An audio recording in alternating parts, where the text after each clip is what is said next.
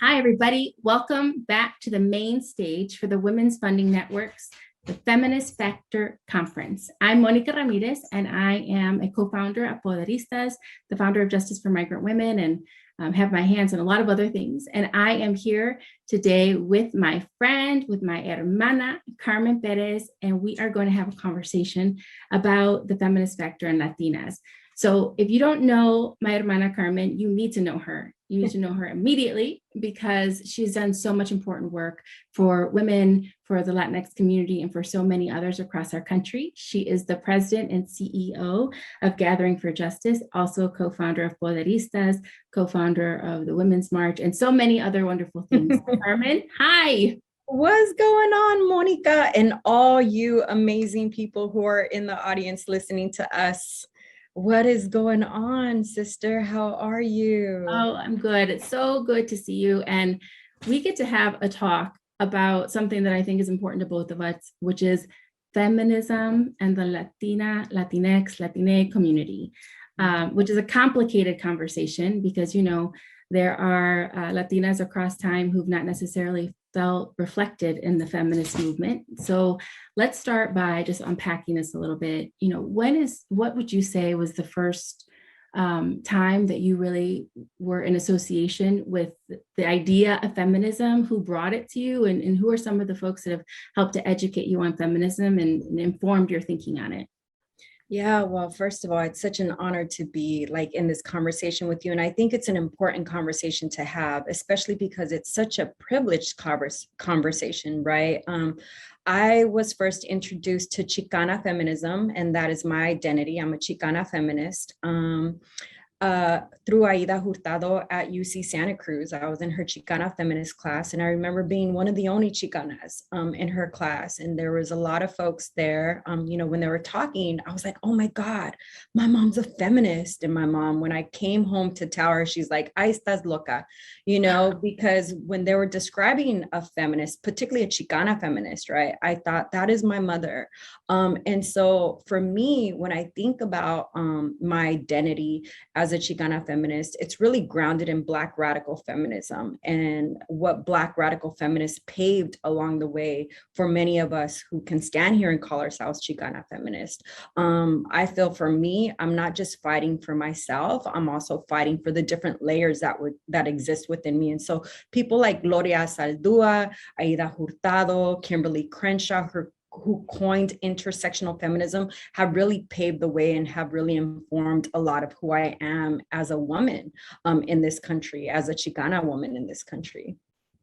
I appreciate that so much because, I grew up in rural Ohio. I didn't know anything about feminism. I remember going to college for an interview, and I was asked about feminism as a part of the scholarship interview, and I didn't know what they were talking about. And it wasn't until I was in college when I sort of started to explore that side. And it was Ana Castillo who explained to me through her writing about Chicana feminists. And I too identify with the Chicana feminist movement. And I think maybe one of the things that people don't necessarily know or understand about Latinas in our country is we've always been organizing our families, our communities, our workplaces, and continue to do so and show up with our power in that way. And informed by these greats that you've mentioned. You are an organizer of our time, you're Carmen Perez will be one of the Latinas that we talk about far, far into the future and history of our country for all the work that you've done. What's inspired your organizing? And for those who are tuning in, how does this organizing relate to some of the work that you're seeing in philanthropy? Yeah, I think, what has informed my organizing is the fact that I also understand that my community and myself, we are not a monolith, right? We come from different ethnicities. We're often, we come from different backgrounds. Our communities are also very diverse, although, Latinx, many identities fall within that term, or even Hispanic, or even Chicano, right? There are so many identities with that. And so that really informs my organizing. I feel the community that I grew up in Oxnard, which is a farm worker community, it's where the strawberry stories meet the ocean, right? And being able to play basketball with different groups of people. But as a woman, I'm really grounded in the fact that I want my community to be heard. I want this othering to stop. Right. And especially as a Chicana and as Latinx people, the way in which we show up is not just about ourselves, but it's also, we bring our whole community along, right? We bring, our tias, our primos. We also bring the whole cocina into the space, right? When we bring our food. And I think about, many of us and how our stories aren't necessarily told. And that's another thing, listening to my father, who was a Chicano born in 1924 in Anaheim, California, and then listening to my mother, a woman from Zacatecas, Mexico, I feel my duality, right, of being Mexican and Chicana is what also informs my organizing. And as a Chicana, as a Latinx woman, I remember when I was organizing the Women's March on Washington, right, in 2017, and many of the women who were there were wanting to make it about Trump. And for me, it wasn't about Trump. I felt like, Trump was just the symptom of everything that had gone wrong with America. And I wanted to create entry points for all women to be part of this from the many different backgrounds and many different experiences. And so I was one of the people who co-created the unity principles that allowed women, trans women, gender nonconforming women to continue to work on the issues they cared about, but allowing it to intersect through a gender lens. So it wasn't just about reproductive justice rights. It was also about justice reform, disability rights, immigration, environmental justice, and more. And at one point, I realized that I had put so much effort into trying to reach out to bring other women from other communities along that I had not done sufficient outreach to my own community. And I think that's how many of us Latinas show up, is that we understand that our liberation is bound with one another, right? That our liberation is bound with those of other women of color, because as an intersectional people, we have an enormous amount of empathy, and we also understand that we can't do this alone. And so it's about making sure that, I think one of the things that I will say to philanthropy, right, is that the impact of our voices in philanthropy is a game changer, right? If allowed, bring us to the table as thought partners and not passive participants. And also, let's stop siloing Latinos to just one issue because of the fact that so many issues impact us. And I think as Chicana feminist, or as a Latinx feminist, a womanist, whatever you want to identify as, right? We also make sure that we're bringing not just the parts of us that are broken, but also the parts of us that are healed. I love that. And also, I think that as we talk about the Latinx community, Latinx community, like our community represents lots of communities. We have Indigenous folks that are part of our community. We have Black Latinx folks. Like we don't have a singular story in this country, and we are not showing up just one way. To your point about us not being a monolith, I think philanthropy also needs to understand that the Latinx community, we are experts on philanthropy because we give our food, we give our homes, we give, whatever we have. If someone needs something, our families find a way to support each other.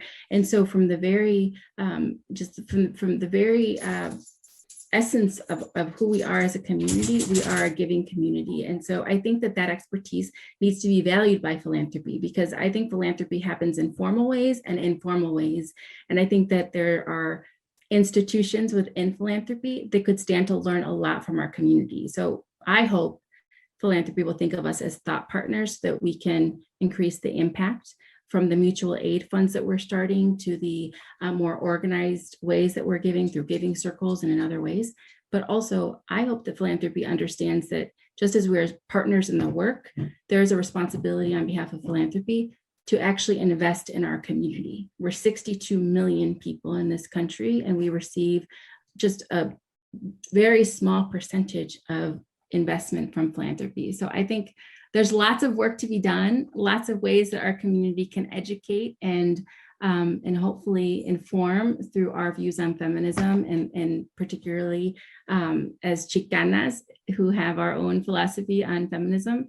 Carmen, I want us to close out because I know we're running out of time. And I would love to hear from you, sort of from your vantage point, as you're talking to folks in the audience who are representing philanthropy in different ways. What do you think the potential for impact is if the philanthropy fully embraces Latinas as part of this work? I feel that, one is I want to make sure that, we do away with the scarcity mentality, right? That there's not enough to go around, and that especially philanthropy tends to follow the bigger narrative, right? Which there isn't one about us, right?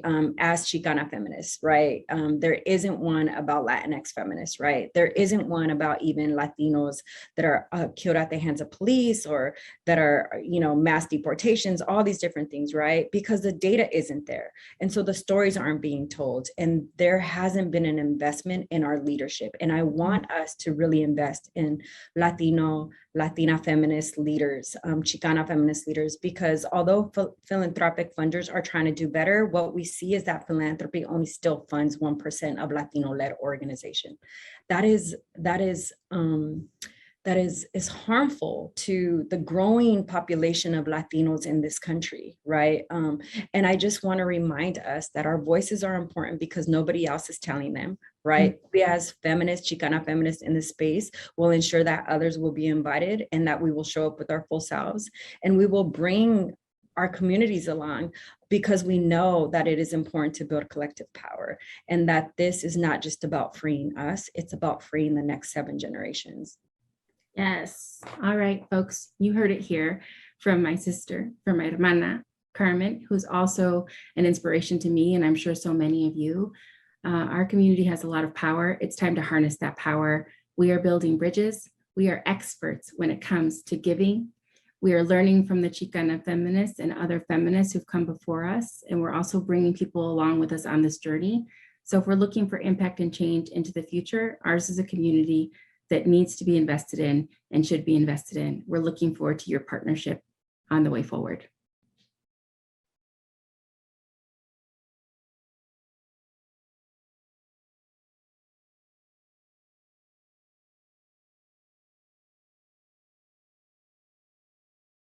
I'm honored to be speaking to this group of leaders and change makers who are fighting for gender equity and equality in the US and around the world. I'm the co-chair and executive director of the White House Gender Policy Council, which President Biden established this past March on International Women's Day. Building on earlier women's initiatives in the Obama and Clinton administrations, the council works alongside fellow policy councils, including the Domestic Policy Council and the National Security Council, to advance gender equity and equality globally and domestically. We are formally made up of virtually all cabinet secretaries, each of whom has appointed a senior representative to support the council as we develop a government-wide approach to gender equity and equality.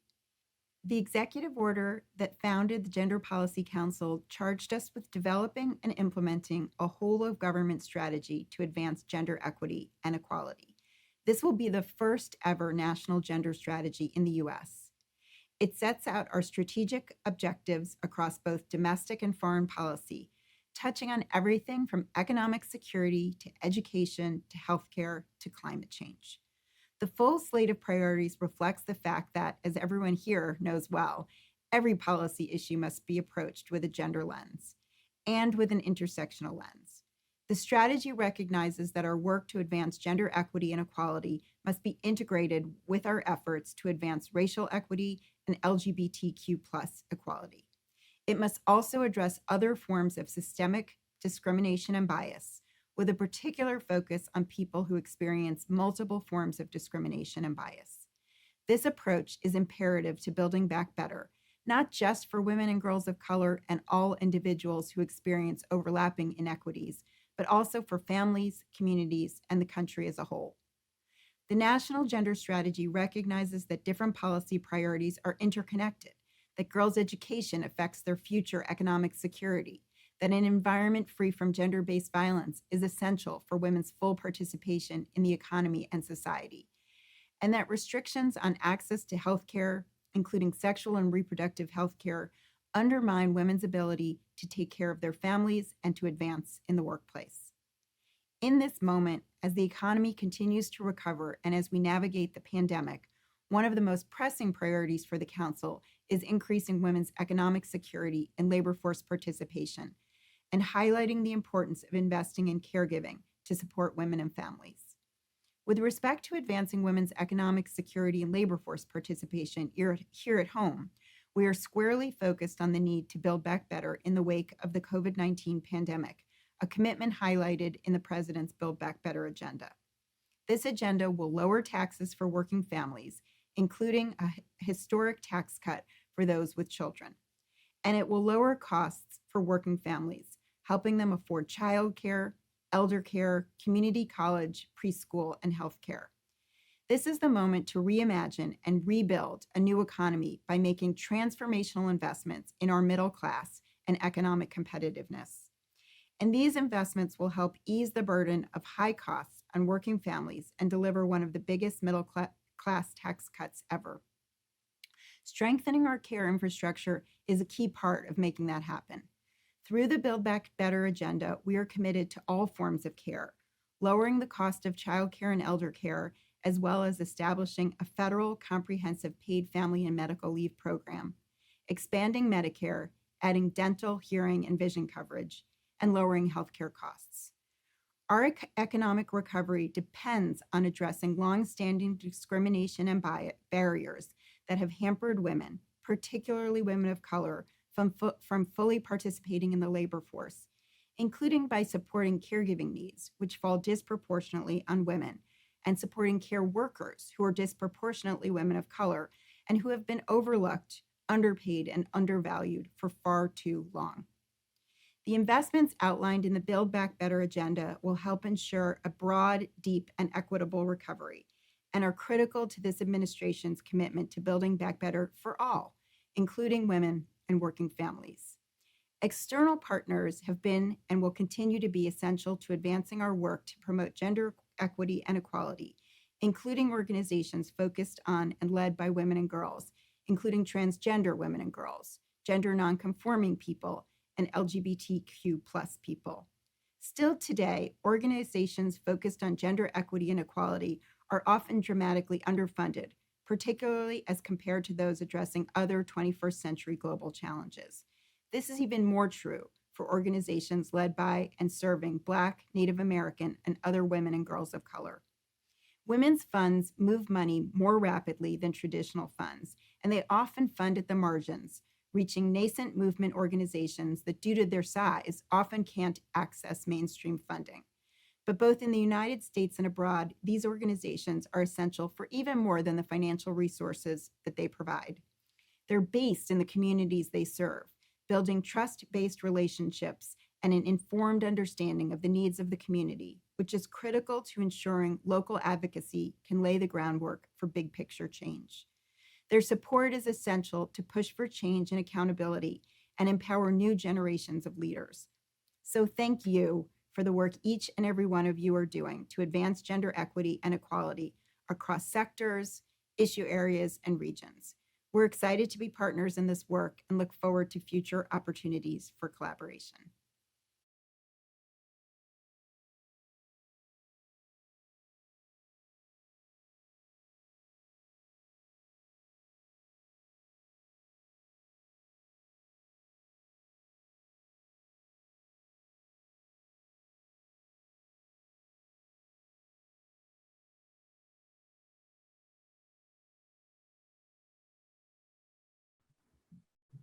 Hello and welcome. My name is Raquel Dunning, and I'm the founder and executive director of Rise Up. And I am delighted to be here today with all of you for this important conversation. As feminist activists and funders, many of you have told me that the challenges of the past 2 years have made you feel like you actually have to run faster and harder than ever to just manage to stay in place. And in this gender equity marathon, because we all know it's not a race, many of us have also come to an important realization. The philanthropic strategies that have gotten us to where we are today will not get us to where we need to be tomorrow. Gender equity will only become a reality when we all act more boldly, trust more deeply, and give more generously. Today, we will hear from activists and philanthropists who are doing exactly that. Alicia Tauro is a Rise Up leader who works with Yuva to advocate for marginalized communities in India. Jen Okwudili is the Deputy Director of Gender Equality at the Bill and Melinda Gates Foundation. And Linda Weisert is the Director of Strategic Engagement and Communications at the Children's Investment Fund Foundation. All three of our amazing panelists are breaking down barriers and acting boldly to advance gender equity. And to start our conversation today, I'd love to have each of them share with us what it is that drives them personally. Linda, why don't you kick us off? Thanks so much, Denise. I was always struck by the fact that the simple matter of where you are born and where you grow up determines your life chances, particularly as a woman. And I've had personal experience with this, having grown up between two cultures and two countries, and seeing just how different things could be for the women in my mother's family and those on my father's side. Equally recognizing my own privilege and the opportunity I'm given as a woman of color operating within philanthropy to support the change needed to achieve gender equity has given me a strong drive and passion to push this agenda, including within my own organization. And this is why gender equity is my fight. Thank you, Linda. And Alicia, how about you? I think for me, my family has been extremely supportive in what I want to do, and that has led me believe in myself. And I want that reality for the girls and women I work with, especially those in marginalized communities. But we see so much of harm and violence, and this really limits their ability to dream big. As a Rise Up leader in Mumbai, I learned about advocacy and also received funding to implement a project to activate child protection committees. This project implemented a government resolution that was lying only on paper for the past 7 years. With this intervention, we were able to create a safety net for children that impacted over 1 million children in the city. This advocacy taught me a powerful lesson. To advance gender equality, we not only need to work to empower girls and women to help them speak out, but we also need to create systems that are more accountable and responsive to envision and create a system of mutual trust and collaboration. That's super inspiring, Alicia. Thank you. And Jen, what is it that drives you? Yeah, like Linda and Alicia, I think the fight for gender equality is really personal for me, especially from an intersectional lens. So I know many of us in this fight bring with us many identities, whether you're an immigrant or a person of color or first generation or living with a disability or any of the other pieces that make people unique. And I've seen firsthand what it means to be discriminated against and the potential that gets left behind when we let prejudice blind us to the reality that all lives have equal value. And so when we undervalue women and girls or any other marginalized group, we leave behind potential and make ourselves weaker as a whole. And for me, gender equality is a fundamental truth, and the work to make that a reality, no matter where you are, who you are, is what drives me to do the work that I do every day. Thank you, Jen. And now shifting from the personal for all of you to the professional. Linda, what is it that some of the trends that you feel most excited about in gender equity philanthropy? Yeah, there are many trends that I feel excited about, but I want to focus on 3 in particular here, which we've also started to address more intentionally at SIF.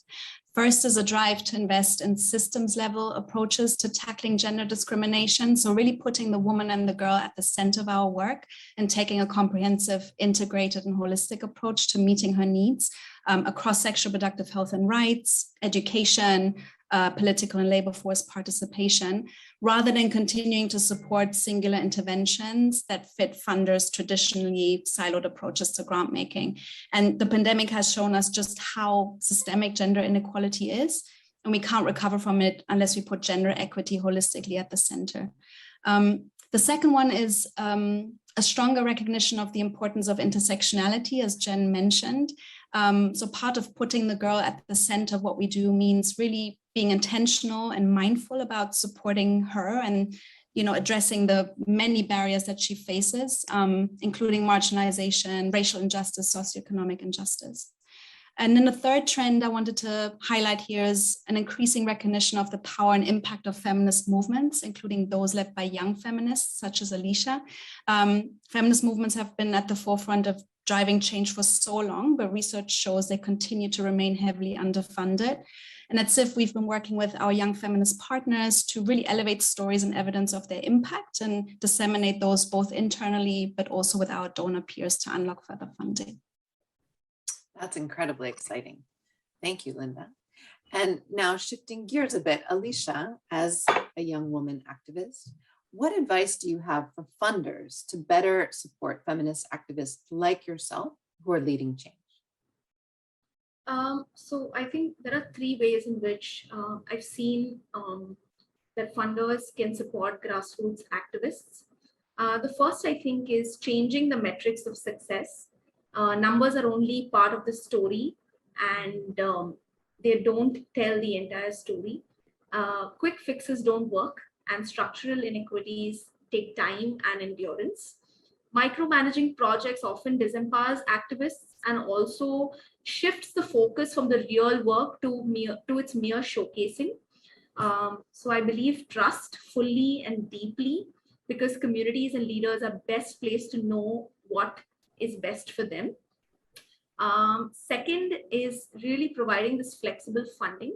As we know that gender is cross-cutting, we cannot achieve gender equality without addressing structural inequalities such as the lack of access to quality education, clean water and sanitation, adequate housing and basic services. And when girls and women have access to flexible funding, they can decide the priorities and design sustainable solutions to drive change. And finally, I think bridging that knowledge gap both ways, creating spaces to learn from each other, where communities and activists are partners in development, and funders can really support them with the knowledge they have to sort of really support the work they do. Yeah. Great. Thank you, Alicia. Now, Jen, as a funder, what advice do you have for funders to meaningfully reduce barriers and shift power with their grant making? Yeah, I think that's such a great question, Denise, especially now that we're in the middle of much overdue and welcome reckoning around, power and privilege and the barriers that we impose both knowingly and unknowingly in the development space. So the first thing I'll point to is really the need to act as collaborators and partners. And I think this is very much what Alicia was just talking about. I think building a relationship that is bi-directional with each learning and contributing equally from one another is a big part of the work. And I think I'd also add that, the move to be less directive and restrictive in grant making is also really critical. And while we at the foundation are always going to have well-defined strategies and objectives, I think we're really excited to begin looking more about what it would mean to open up even more of our resources toward things like unrestricted funding beyond project support. And I think we're still very much in early days there, but we've been really inspired by others in the field who've had a really great amount of success, and I think excited to continue learning and doing more in that. That's great, Jen. Thank you. Now, a question for each of you. What is one concrete step that you would recommend to funders who are committed to advancing gender equity? Linda, let's start with you. Yeah, my one simple recommendation would be to listen to and learn from who is already doing the work. And that's both those leading change on the front lines, but also those already funding gender equity. And as I mentioned at SIF, we've been learning a tremendous amount from our partnerships with young feminist organizers in particular, but also other funder groups. So I'm thinking here in particular about networks like Power, the Elevate Children Funders Group, the Women for Girls Collective, who've made it their explicit mission to advance gender equity. Great, thank you. Alicia, how about you? One concrete step. I think trust is really foundational to the work we do. And as activists, we know our problems and we also know the solutions to tackle them. With some solidarity and support, we can lead change. So really entrusting us with that faith, that hope that it will lead to sustained change is very, very important. After all, saving ourselves in a fast sinking and reclaiming our citizenship in a global world is everyone's business.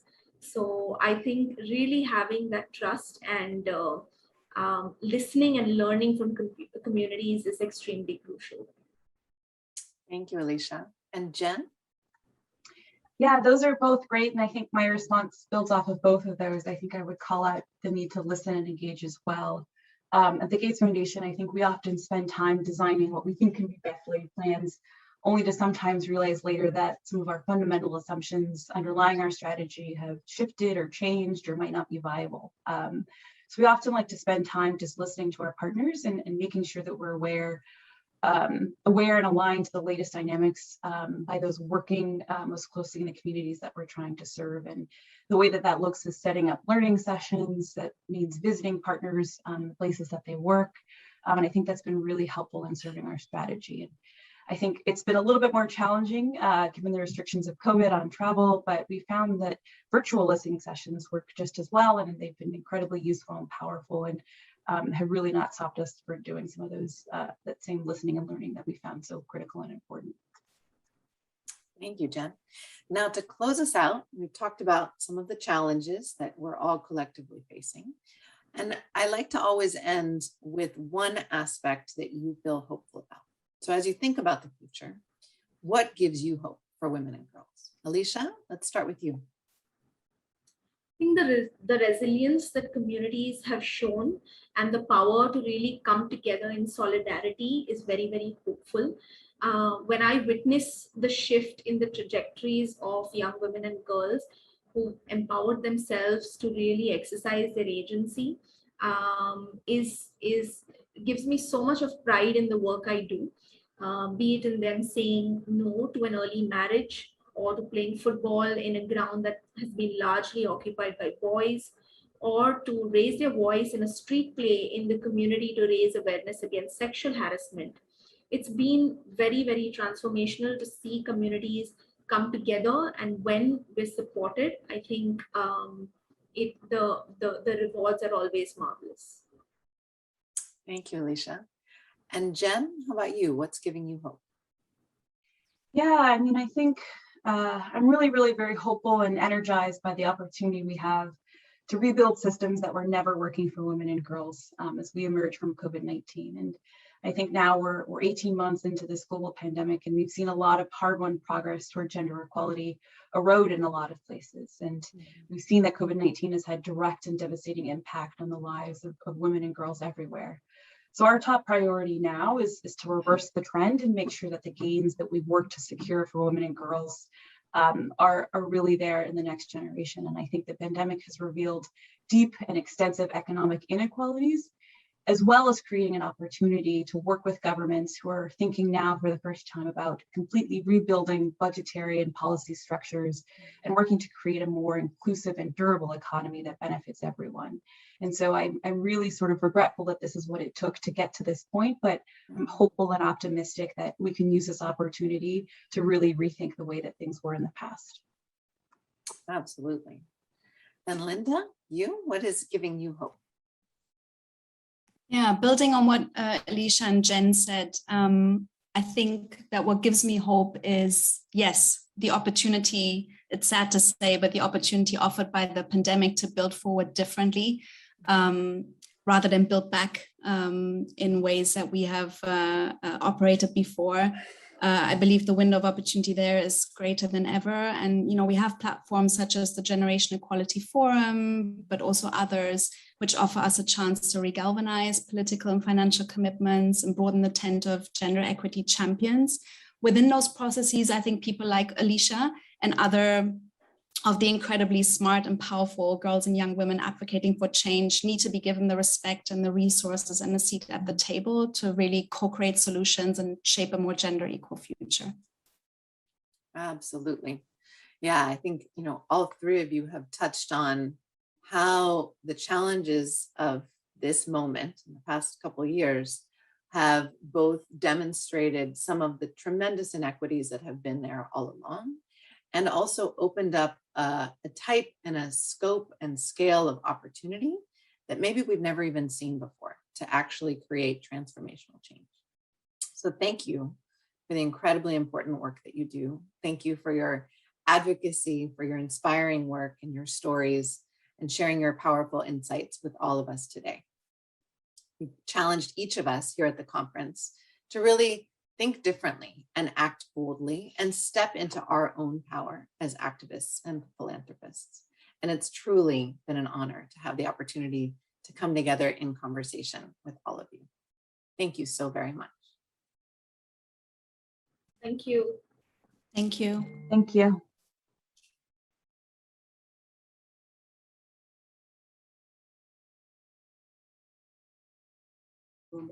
Go for it. Oh, wonderful. It's so great. So exciting to be with you today, Nicole. We have a special announcement as well, so I'm so excited for that. Are you enjoying the conference so far? I'm enjoying the conference. I enjoyed hearing Carmen and Monica and Rise Up, the Rise Up panel. So it's been great so far. Fantastic. It's been so great. So I'm so excited now to share the stage here with you. If people don't know, Dr. C. Nicole Mason is the President and Chief Executive Officer of the Institute for Women's Policy and Research, IWPR. And she is one of the nation's most foremost intersectional researchers and scholars. She was recently named one of the world's 50 greatest leaders by Fortune magazine. And she stepped into her role in November 2019 and is currently the youngest person serving in a major Beltway think tank in Washington, D.C. And actually one of the few women of color to be doing this work as well. And I'm a personal fan of yours, and I love all these things that you've been doing. And so it was with much excitement that today we are announcing the start of WFN and IWPR's partnership to have IWPR be WFN's exclusive research partner. And what that means is a long-term relationship with your organization, which will allow a broader visibility and deeper understanding of the barriers that women's economic stability and future mobility face.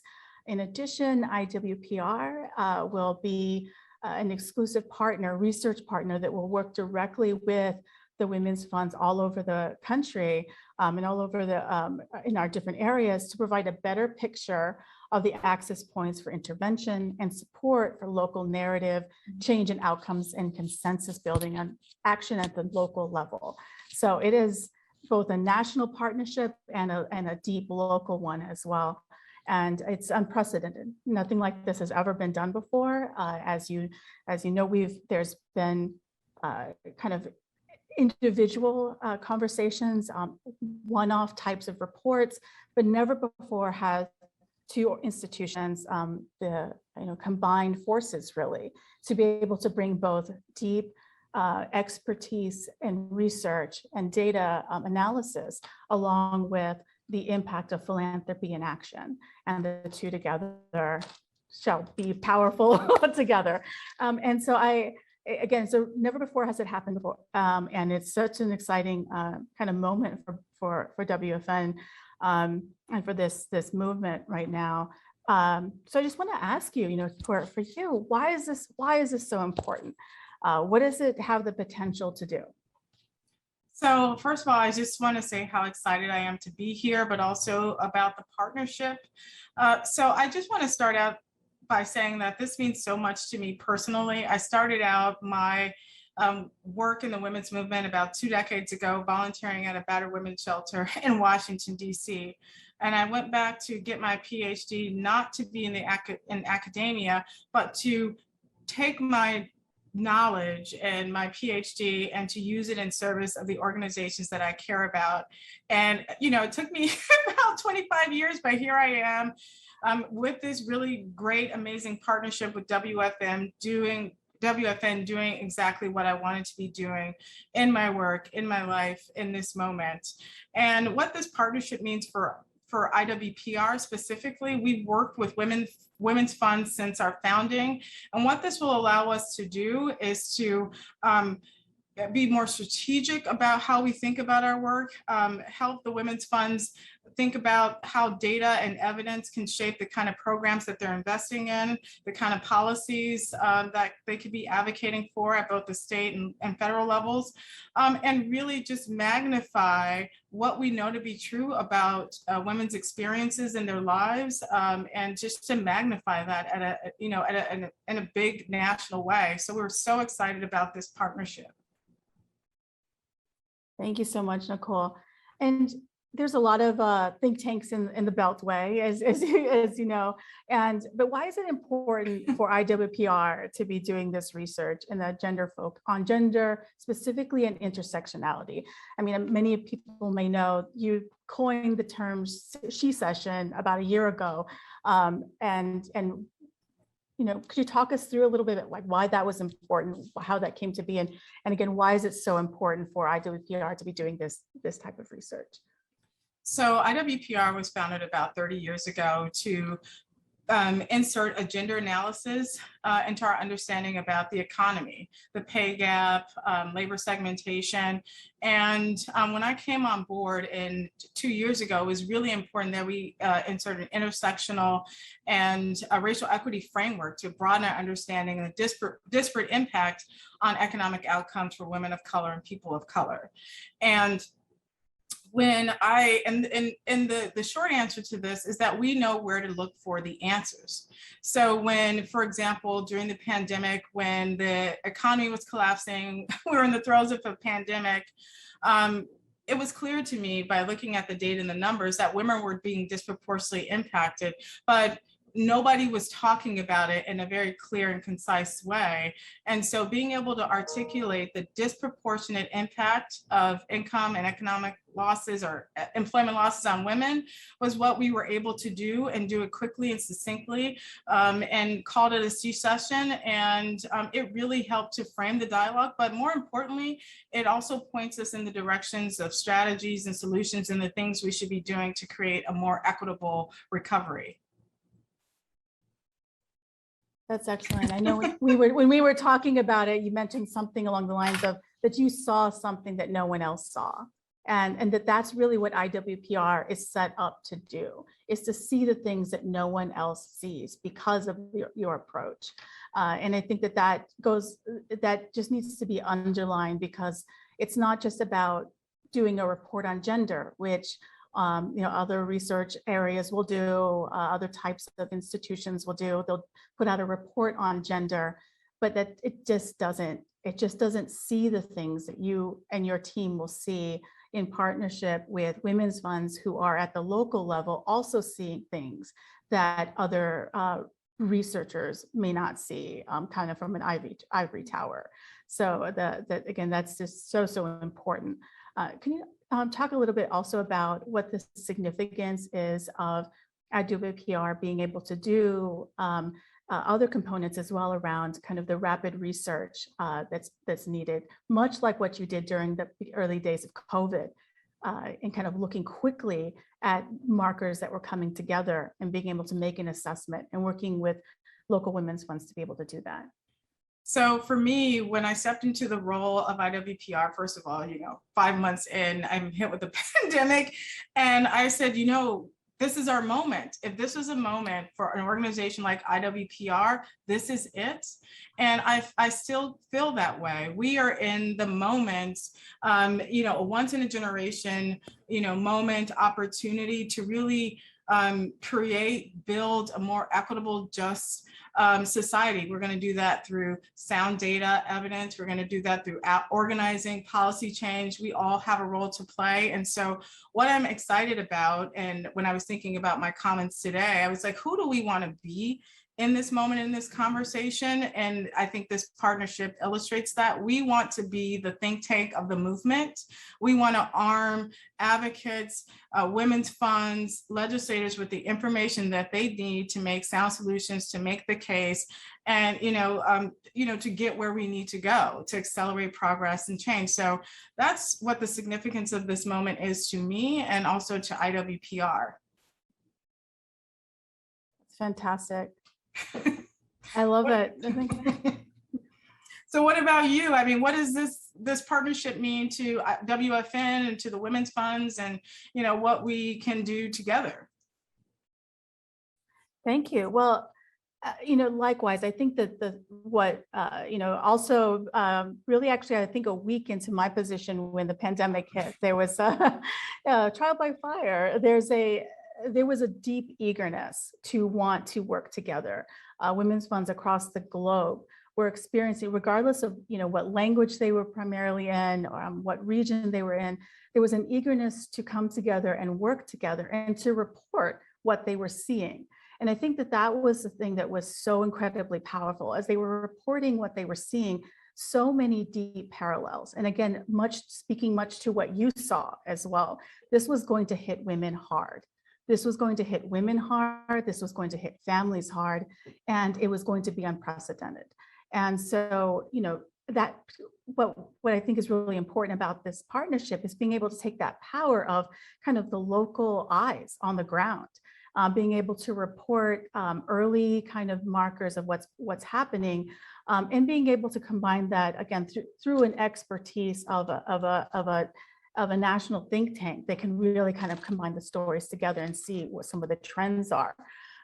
What we know is that women's funds are, they're at the forefront of funding organizations that are grassroots, but it means that they're really, most of them are pretty scrappy, and they don't often have the deep pockets that are needed for the type of research that is needed, and other type of data validation that can really help to tell the story of what they've been seeing on the ground.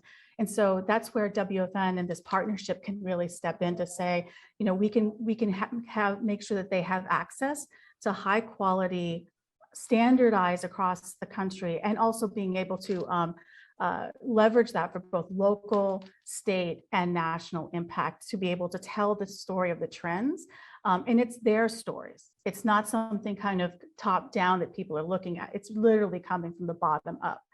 And so that again is unprecedented, and it's the kind of thing that women's funds have been asking for a very long time, and would really, really empower them to do the work that they do. And here's the other piece to this. The fact is, philanthropy loves data.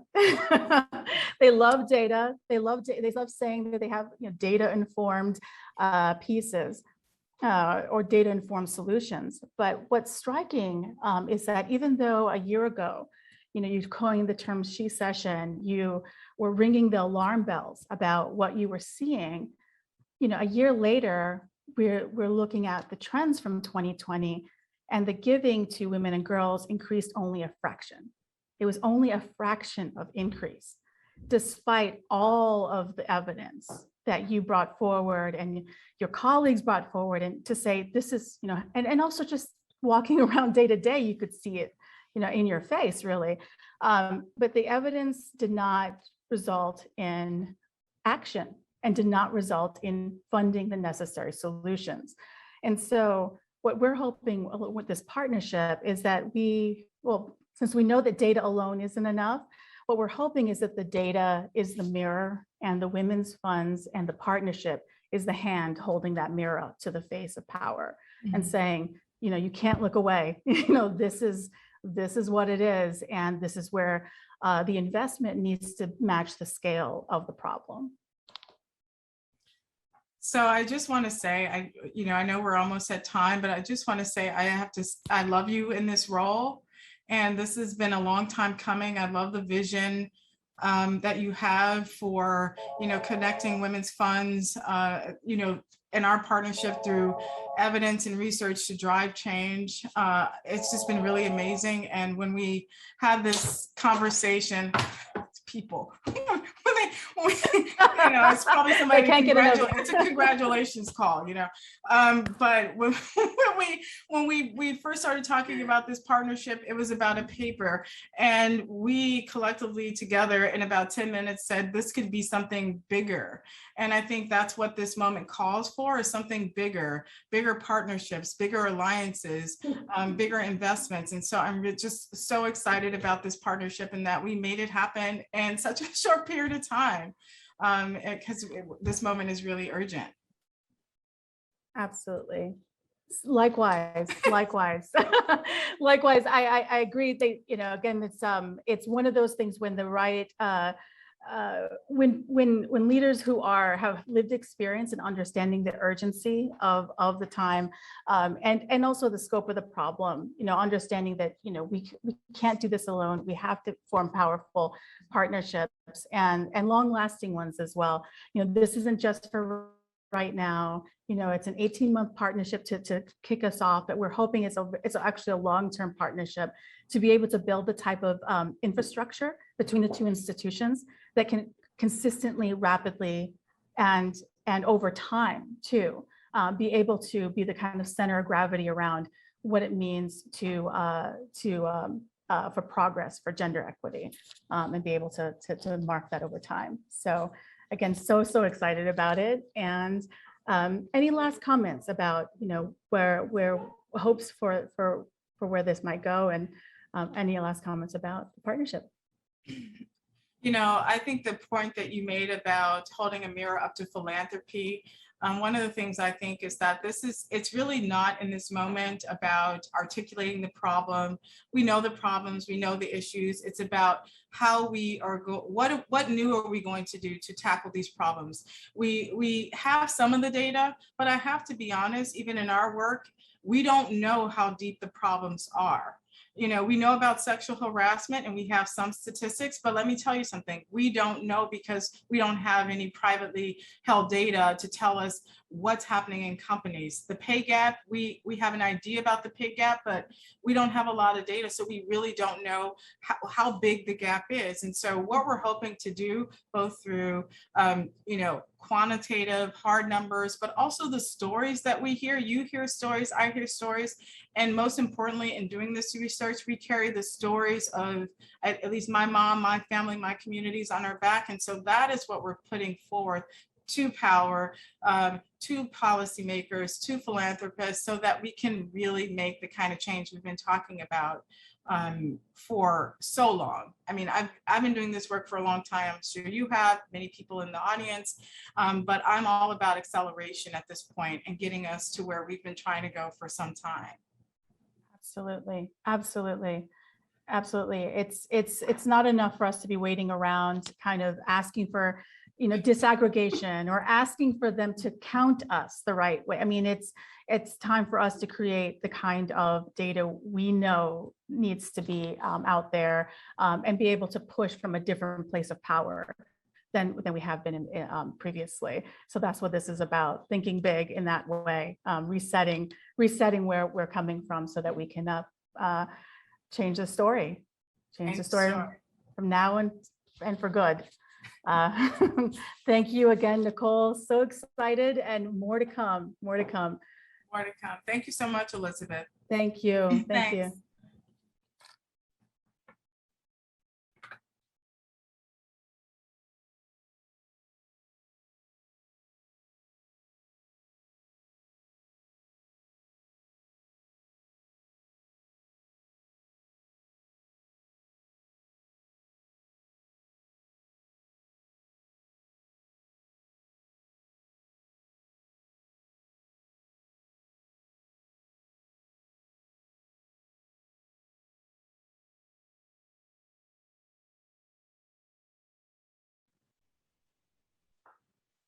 Hello, everyone.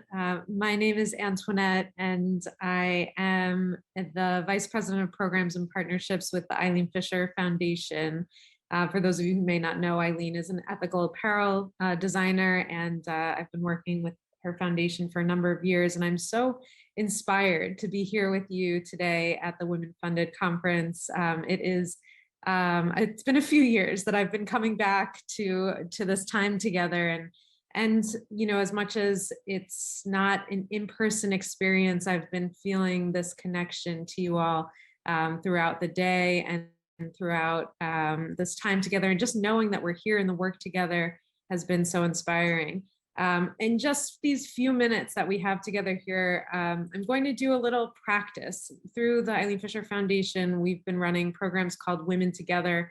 And actually during the time of this pandemic experience that we've all been living through, it's been a way for us to come together with courage and resilience and the practices that we need to be able to show up.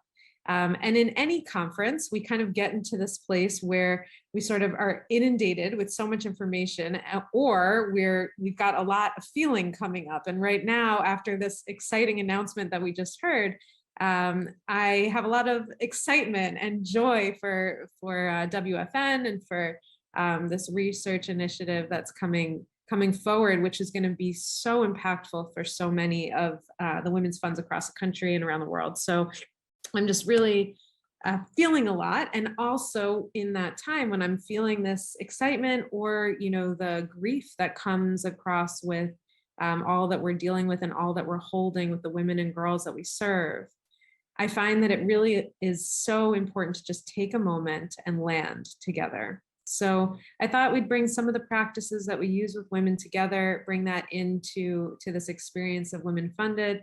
And I thank you so much to the organizers for inviting me in to do this with you. So if you have a place to sit or maybe stand wherever you are, we get into Zoom fatigue, or today hop-in fatigue, but just, you know, really allowing ourselves to just come back into the body and perhaps just give ourselves a little stretch first. So maybe you can bring your fingers together, maybe interlace them and just flip them over and maybe push them out in front of you and push them up and overhead. And just in your own chair, your own space, finding space between the ribs. Inhale. Then exhale, coming back to center and maybe to the other side. Inhale, up and open. Oh, just finding a little space between the ribs, and exhale back. And just pop the fingers up at the top overhead.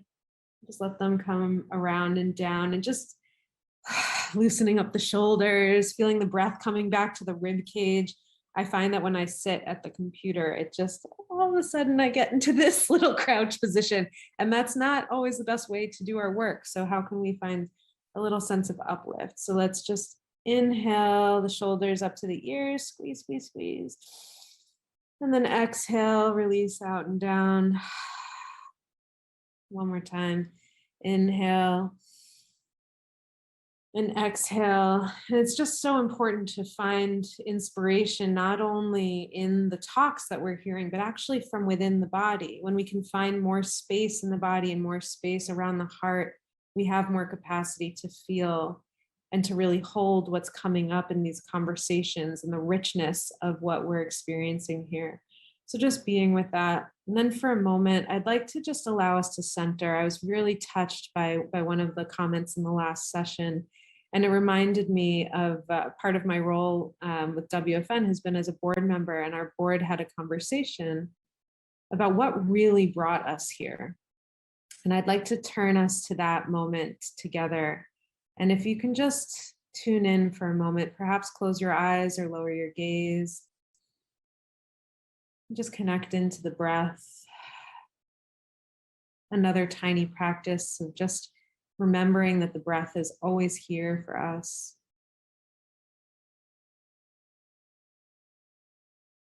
Just being with the breath in this moment. Feeling a sense of connectedness to the chair or to the earth in some way. Wherever the body might be touching the earth, just feeling that connection. And then as if you have loving hands on your back or on your shoulders, just tuning into what really brought you here, to this moment, perhaps to this conference, to this connection, this work with women and girls or for women and girls, but perhaps a turning point moment in your own life, in your own experience.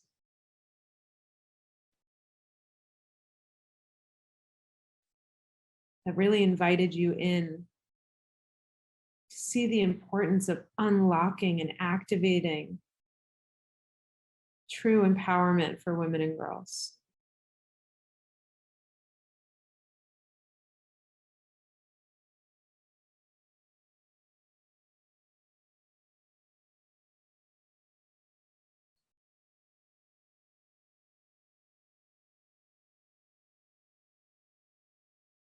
Just being with that.